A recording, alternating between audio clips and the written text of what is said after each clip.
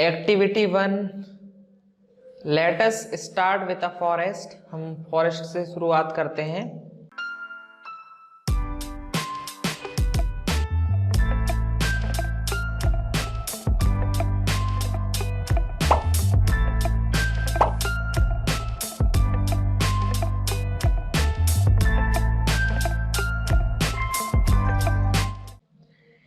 Think of all the plants, animals and objects that can be found there. मतलब forest में, जंगलों में जो प्लांट्स वगैरह हो गए, एनिमल्स हो गए वहां पर, और जो कुछ भी वहां पर पाए जाते हैं उनके बारे में हम बात करते हैं।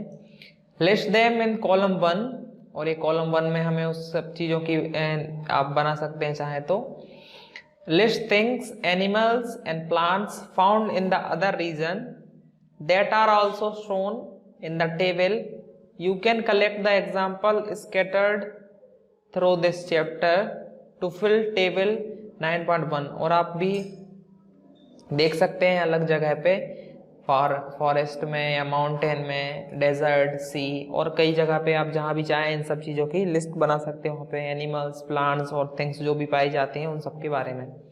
You can collect the example scattered through this chapter to fill table 9.1. Discuss also with your friends, parents and teachers to find more example to fill the table. You can also consult many interesting book in the library and talk of animals, plants। और यदि आप लोग चाहें तो कई जो अपने school की आपकी लाइब्रेरी है वहाँ पे आप देख सकते हैं, वहाँ पे एक इंसाइक्लोपीडिया नाम से बुक रहती है। इंसाइक्लोपीडिया में बहुत सारे एनिमल्स, प्लांट्स, अलग अलग तरीके के और सभी प्रकार के इसमें पाए जाते हैं, जहाँ पे पूरे विश्व में पाए जाते हैं, जो उन सब के बारे में यहाँ पे जानकारी रहती है। आप चाहें तो चेक कर सकते हैं।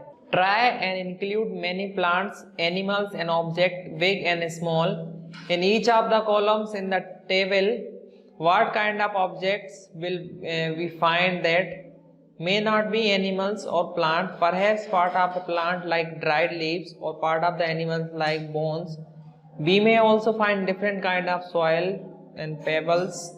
Water in the ocean may have salts dissolved in it and discussed in the chapter 5. There could be many more objects। और आप चाहें तो अलग अलग जो ऑब्जेक्ट आपको मिल पाएंगे, जैसे आप समुद्र का जो पानी देखेंगे उसमें नमक मिला होगा, और अलग अलग जानवर मिलेंगे, कई जगह हड्डियां भी मिल सकती हैं, और कई जगह की जो सॉइल है, मिट्टी हो गई, वो अलग अलग तरह की पाएंगे आप। As we go through the chapter, keep adding more example to 9.5 table. We will discuss the table as we travel through many more interesting place. और हम आगे बढ़ेंगे तो इस सब के बारे में हम बात करेंगे। सजीव एवं उनका परिवेश। पहेली और बूझों के मस्तिष्क में एक और विचार आया। जिन स्थानों की उन्होंने सैर की थी वहां किस प्रकार के जीव पाए जाते हैं। मरुस्थल में ऊंट थे, मतलब जो वहां पे रेगिस्तान जैसा था, वहां पे ऊंट मिले उनको। पर्वत पर बकरी एवं याक थे। पुरी में समुद्र तट पर केकड़े एवं अनेक प्रकार की मछलियां थीं जिन्हें मछुआरे पकड़ रहे थे। साथ ही चींटियां जैसे अनेक प्रकार के जीव इस सभी स्थानों पर उपस्थित थे। इन क्षेत्रों में पाए जाने वाले विभिन्न प्रकार के पौधे अन्य क्षेत्रों के पौधों को प्रजातियों से भिन्न थे। और मतलब जहां अलग अलग वो जैसे बढ़ते गए वहां पर अलग अलग तरह के उनको जानवर और पौधे और मिट्टी वगैरह सब अलग अलग देखने को मिली, अलग अलग प्रजातियों की। आइए एक वन से प्रारंभ करते हैं, क्रियाकलाप 1 से। यहाँ पर पाए जाने वाले सभी पौधे, जंतुओं एवं वस्तुओं के बारे में सोचिए। एक जंगल में पाए जाने वाले जंतुओं, पौधों एवं वस्तुओं को सारणी 9.1 के कॉलम 1 में लिखिए। दूसरे क्षेत्रों में पाए जाने वाली वस्तुओं, जंतुओं एवं पौधों के नाम भी सारणी में लिखिए। आप इस अध्याय में दिए गए उदाहरणों को इकट्ठा कर सारणी 9.1 को भर सकते हैं। अपने मित्रों, माता पिता एवं अध्यापक से भी इस विषय पर विचार विमर्श कीजिए तथा तालिका में दिए गए अन्य कॉलम में विभिन्न स्थानों पर पाए जाने वाले जंतुओं एवं पौधों के नाम लिखिए।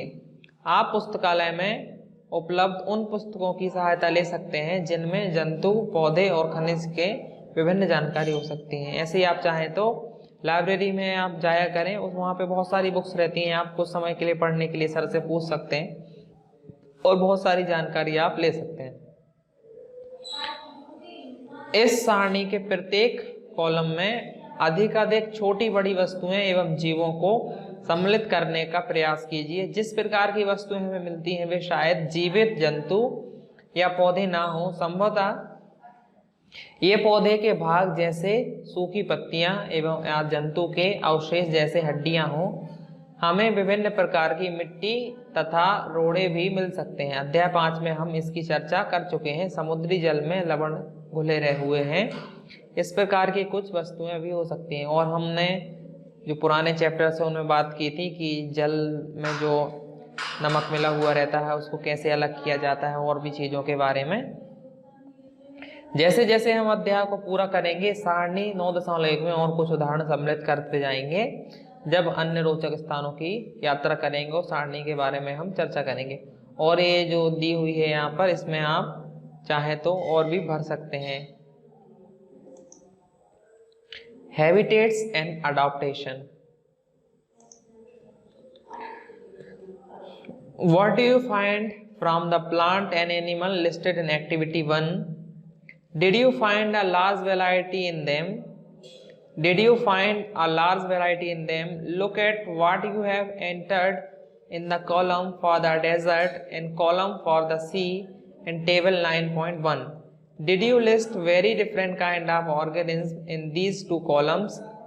What are the surroundings like in these two regions? मतलब इन जो दो रीजन्स में है उसमें हमने अलग अलग देखा कि डेजर्ट में क्या है और दूसरे जो स्थान में उसमें हमें वेराइटीज में देखना है।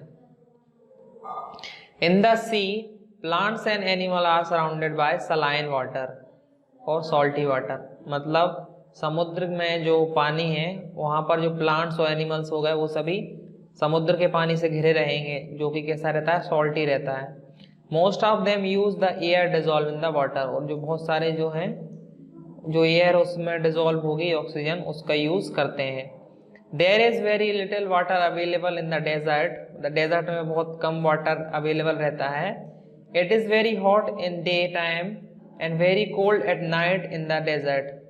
और डेजर्ट का एक माहौल रहता है जहाँ पे दिन में तो बहुत ज़्यादा गर्म रहता है और ठंडी में रात में वो ठंडा हो जाता है। एक ये बात है, जो रेगिस्तान है आप जान सकते हैं और इम्पोर्टेंट भी आप ध्यान रख सकते हैं। एक जानकारी है कि जो डेजर्ट में है वो हमेशा ही ऐसी ही वहाँ पर जलवायु रहती है। दिन के टाइम जितना ज़्यादा गर्म रहेगा, रात के टाइम उतना ज़्यादा ही वहाँ पर ठंडा रहता है। The animals and plants of the desert live on the desert soil and breathe air from the surrounding. और वहाँ पे रहने वाले प्लांट्स और एनिमल्स वो डेजर्ट में सरवाइव करते हैं। वो जो डेजर्ट की जो सॉइल रहती है उसी में रहते हैं और सांस लेते हैं जो अराउंड सराउंडिंग में एयर रहती है। The sea and the desert are very different surroundings and we find very different kind of plant animals in these two regions. और इन दो regions में हम अलग अलग तरह के plants और animals को पाएंगे। Let us look at two different kind of organisms from the desert and the sea, a camel and the fish. अब जैसे इन दोनों हम जो बात कर रहे हैं, डेजर्ट की बात कर रहे हैं और सी की बात कर रहे हैं, तो दोनों जगह रहने वाले एक एक जानवर के बारे में हम बात करेंगे। डेजर्ट में रहने वाला हो गया कैमल और सी में रहने वाले हो गए फिश। आप देख सकते हैं और वीडियोस में। The body structure of the camel helps in to survive in desert condition. आपने कैमल्स का तो देखा ही होगा, जो उनकी बॉडी जो बनी हुई रहती है वो उनको जो उनका बॉडी का स्ट्रक्चर है वो डेजर्ट में सरवाइव करने के लिए उनकी हेल्प करता है। Camel have long legs which helps in keep their body away from the heat of the sand. और आपने सोचा होगा कि कैमल के जो पैर हैं वो इतने ऊंचे क्यों रहते हैं, लंबे रहते हैं, तो आंसर ये है कि रेत जिस गर्म रहती है, इस कारण से उससे बचाने के लिए नेचर ने उसके पैर इतने ऊपर किए हुए हैं। They excrete small amount of urine and their dung is dry and they do not sweat. उनको पसीना भी कम आता है और वो कम अमाउंट का यूरिन भी एक्सक्रीट करते हैं, जिससे उनको पानी की बार बार पीने की आवश्यकता नहीं पड़ती है। Since camel lose a very little water from their body they can live for many days without water. और जब उनके शरीर से जब यूरिन नहीं निकलेगा पानी के रूप में तो उनको पानी की आवश्यकता नहीं पड़ेगी। इसका मतलब उनको वो विदाउट वाटर भी चाहे तो वो रह सकते हैं। Let us look at different kind of fish. और हम यदि फिश के बारे में बात करें, some of these are shown in the figure 9.3। और 9.3 में यहाँ पे देख रहे हैं आप बहुत सारी मछलियों के बारे में। और यहाँ पर ऊंट। There are so many kinds of fish. What do you see? They all have something common about their shapes. All that one shown there have the streamlined shape that we discussed in the streamlined shape का मतलब हो गया इनका shape ऐसा रहता है जिससे वो पानी से आगे बढ़ पाए। ये नुकीला शेप यहाँ पे रहता है। This shape help them move inside water. Fish have slippery scalp on their body. उनके पास जो है बॉडी पे स्काल्प रहते हैं slippery. And fish also help in easy movement through water. Fish have flat fins and tail that help them in the direction and keep their body balanced. और उनके पास जो fins रहते हैं और उनकी जो पूंछ रहती है, ये सब उन्हें बॉडी का बैलेंस बनाने में वाटर में मदद करती है। Gills present in the fish help them to use oxygen and dissolve. और अब कैसे पानी में रहते हैं तो सरवाइव करने के लिए उनके गिल्स रहते हैं जो उनको ऑक्सीजन लेने में मदद करते हैं। We see that the features of fish help it to live inside water and the feature of camel help to survive in the desert. We have taken only 2 examples from a little very wide variety of animals and plants that live on the earth. In all that variety of organisms, we will find that they have certain features that help them live in the surrounding in which they are normally found. The presence of specific features and certain habitat which enable an organism to live naturally in a place is called adaptation. Adaptation का मतलब होता है कि अलग अलग जीवों को जो रहने के लिए जो हैबिटेट्स जो उन्हें बनाता है, मतलब सरवाइव करने के लिए हर एक जीव को एक अलग तरह की फीचर्स की ज़रूरत होती है, तो उसे हम एडाप्टेशन कहते हैं। और हम फिर से बात करें तो the presence of a specific feature or certain habitat which enable an organism to live naturally in a place is called adaptation. And adaptation of organisms differ depending on their place or dwelling. That's why fish cannot live out water and camel cannot live in. और adaptation ऐसा भी कि मतलब जो surrounding है, जो nature है, वो है हर एक जीव को, जैसे हम रह पाते हैं अपने हर एक जगह पे, वैसे ही जो एनिमल्स हैं उन्हें भी नेचर ने बनाया हुआ है कि बस वो उस जगह पे रह सकते हैं। जैसे अब पानी को हम मछली को हम पानी से नहीं निकाल सकते हैं, पानी में रख सकते हैं दूसरी जगह पे, लेकिन पानी के बिना वो नहीं रह सकती है। ऐसे ही कैमल को मतलब ऊँट को हम हमेशा पानी में नहीं रख सकते हैं। So the place where organism live is called habitat. मतलब जहाँ पर ऐसी प्लेस, जैसे हम अपने घरों में रहते हैं, ये हमारा हैबिटेट हो गया। तो ऐसे मछली यदि पानी में रह रही तो उसका हैबिटेट हो गया। तो जिस जगह पे वो रहते हैं उस जगह को हैबिटेट कहते हैं। Habitat means a dwelling place और अ होम।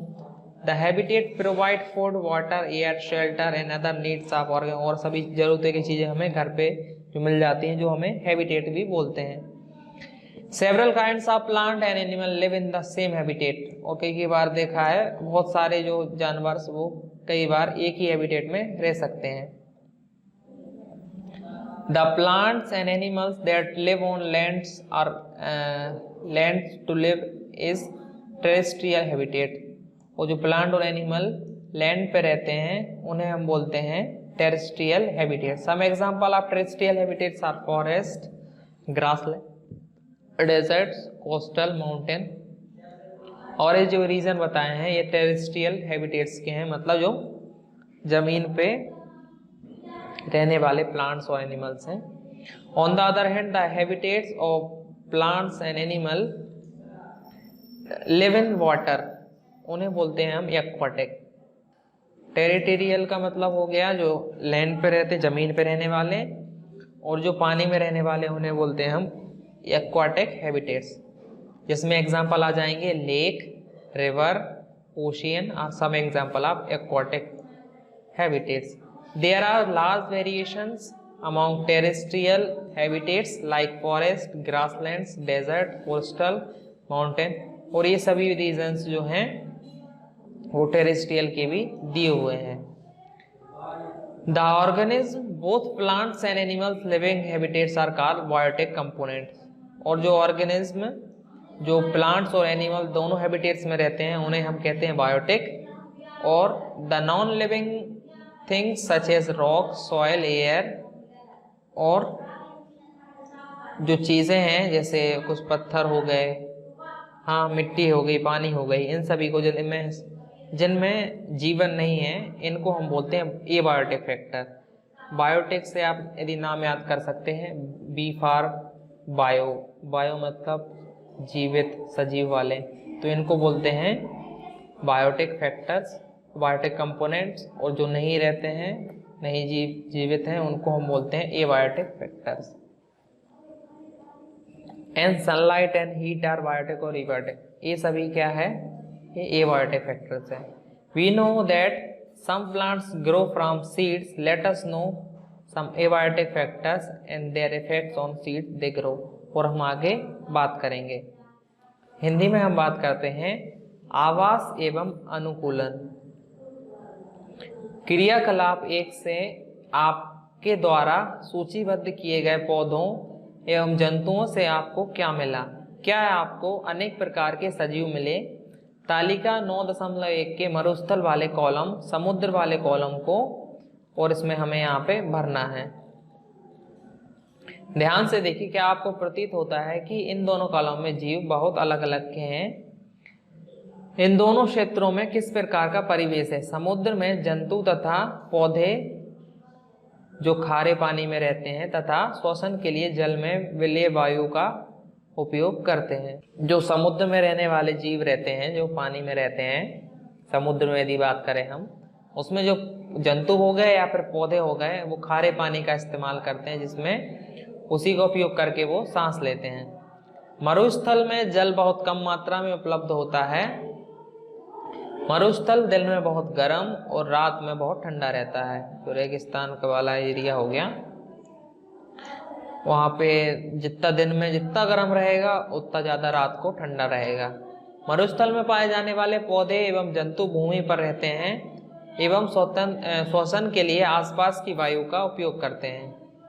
समुद्र तथा मरुस्थल विभिन्न प्रकार के परिवेश हैं और हम इन दोनों क्षेत्रों में बिल्कुल भिन्न प्रकार के पौधे एवं जंतु देखते हैं। क्या ऐसे नहीं है? आइए दो भिन्न प्रकार के परिवेश मरुस्थल तथा समुद्र में दो जंतुओं, ऊंट और मछली का परीक्षण करते हैं। ऊंट की शारीरिक संरचना उसे मरुस्थलीय परिस्थितियों में रहने योग्य बनाती है। और ऊंट का जो आप शेप देखते होंगे वो इसलिए ऐसा बना रहता है ताकि वो वहाँ पे आराम से सरवाइव कर पाए, मतलब अच्छे से रह पाए।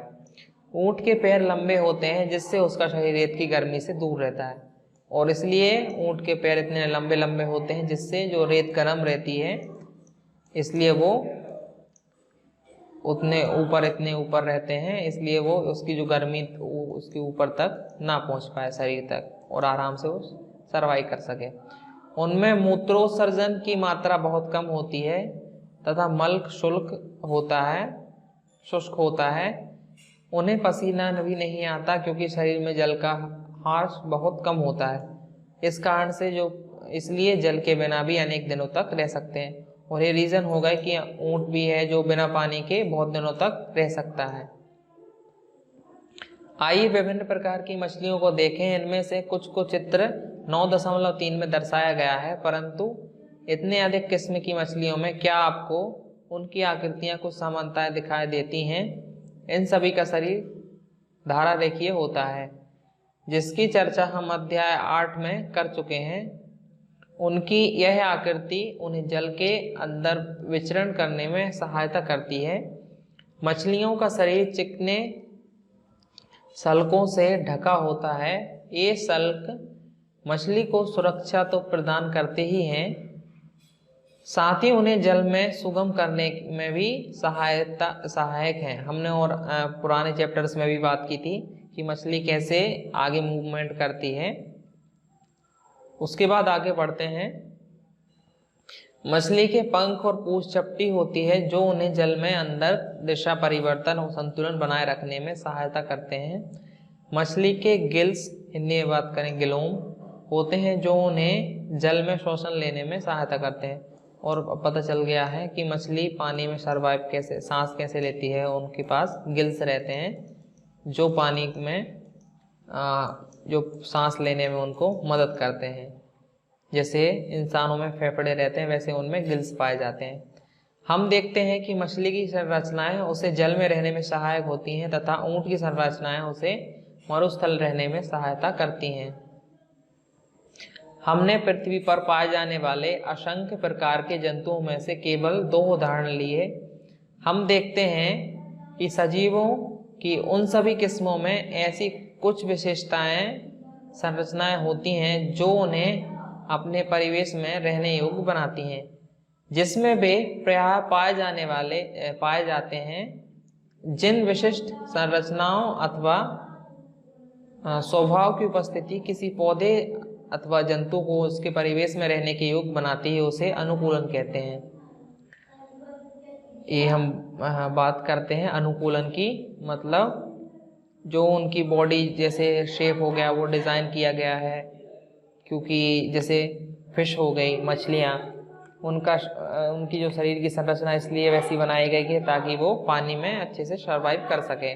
वैसे ऊँट को उसका ऐसा परिवेश इसलिए बनाया गया है जिससे वो उसमें अच्छे से रह सके। तो इन चीज़ों को हम बोलते हैं अनुकूलन। और विभिन्न जंतु भिन्न परिवेश के प्रति अलग रूप से अनुकूलित हो सकते हैं। किसी सजीव का वह स्थान जिसमें वह रहता है उसका आवास कहलाता है। जहाँ पर कोई भी जंतु रहता है उस चीज़ को आवास कहते हैं या फिर होम।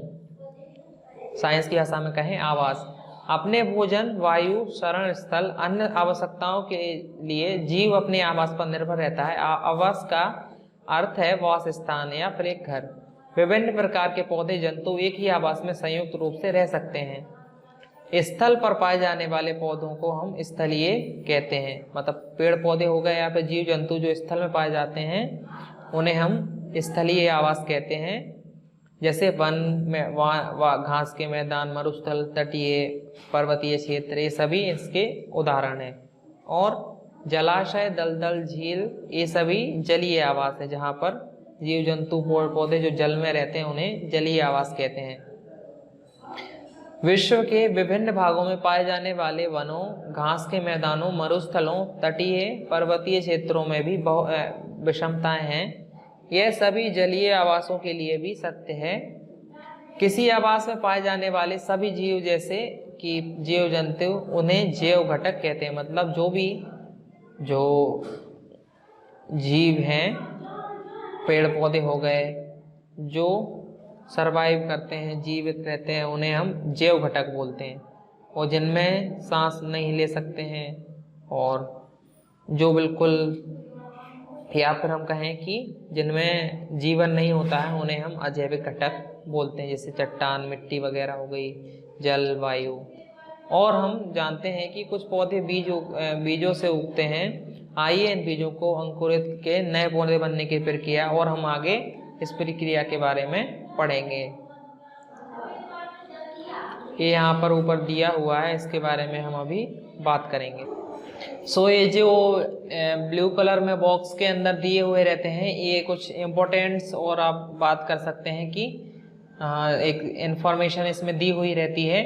तो इसमें हम आगे बात करें, there are some changes that can happen in an organism over a short period of time to help them adjust to some changes in the surrounding।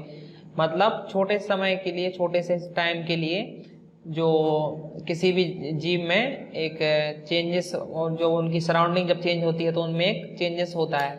For instance if we live in the plain and suddenly go to high mountain region, हमें जैसे समतल जगहों पर रह रहे हैं, यदि हम पहाड़ों पे जाते हैं तो वी में experience difficulty in breathing and doing physical exercise for some days, और हमें सांस लेने में और कुछ व्यायाम करने में भी परेशानी हो सकती है। We need to breathe faster when we are on higher mountain. तो जब हम ऊंचे स्थानों पर रहते हैं तो हमें जो सांस जल्दी जल्दी लेनी पड़ती है। After some days our body adjust to take the changes condition in the how mountain, और कुछ दिनों के बाद हमारी जो बॉडी है ऑटोमेटिकली एडजस्ट कर लेती है, वहाँ पे सांस लेने में फिर परेशानी नहीं होती है। Such small changes that takes place in the body of a single organism over a short period of time, so overcome a small problem due to changes in the surrounding are called acclimatization। मतलब छोटी सी जो थोड़े से time के लिए जो हमारी body में चेंजेस रहता है, जिससे हम कि जैसे छोटी जगह से ऊंची जगहों पे जाते हैं तो परेशानी होती है, ऐसी प्रॉब्लम आ जाती है, उसके बाद फिर हमारी बॉडी उस सराउंडिंग में रहने के लिए एडजस्ट कर लेती है। तो जो छोटे टाइम के लिए जो स्मॉल प्रॉब्लम्स रहती है उसे एक्लिमेटेशन कहते हैं। These changes are different from adaptation that takes place in thousands of years, और ये अडाप्टेशन से अलग है। हिंदी में हम बात कर लेते हैं, अपने परिवेश में होने वाले परिवर्तनों के साथ सामंजस्य स्थापित करने के लिए कुछ जीवों में थोड़े समय के लिए परिवर्तन हो सकता है। उदाहरण के लिए यदि हम मैदानी क्षेत्र में रहते हैं, अचानक ही ऊंची पर्वतीय क्षेत्रों में चले जाएं तो हमें कुछ दिनों तक श्वास लेने एवं शारीरिक व्यायाम से असुविधा हो सकती है। पहाड़ पर हमें तीव्र गति से श्वास लेना पड़ता है।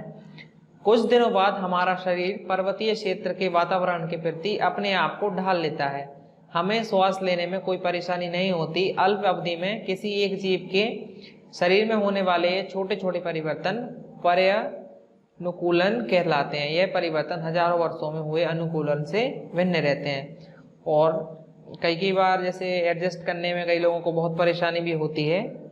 तो और थोड़े से समय के लिए जो परिवर्तन होता है उसे हम पर्यानुकूलन कहते हैं। अब हम हिंदी इंग्लिश एक्टिविटी 2 से आगे बढ़ते हैं। Recall activity 5 in chapter number 1, और जो एक चैप्टर नंबर 1 में एक एक्टिविटी 5 की थी उसकी हम बात करें।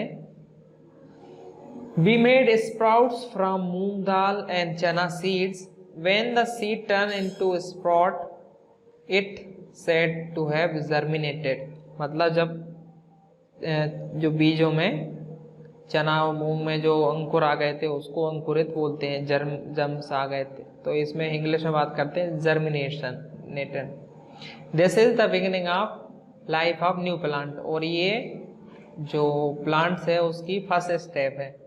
Collect some dry moong seeds, keep 20 to 30 seed aside, soak the rest of water of a day, divide the soaked seed into 4 parts, keep 1 part completely submerged in water for 3 to 4 days। और जो उसमें से हमें कुछ ले लेना है seed, एक उसमें रखना है 3 से 4 दिन तक पूरी तरह से पानी में डुबो के रखना है।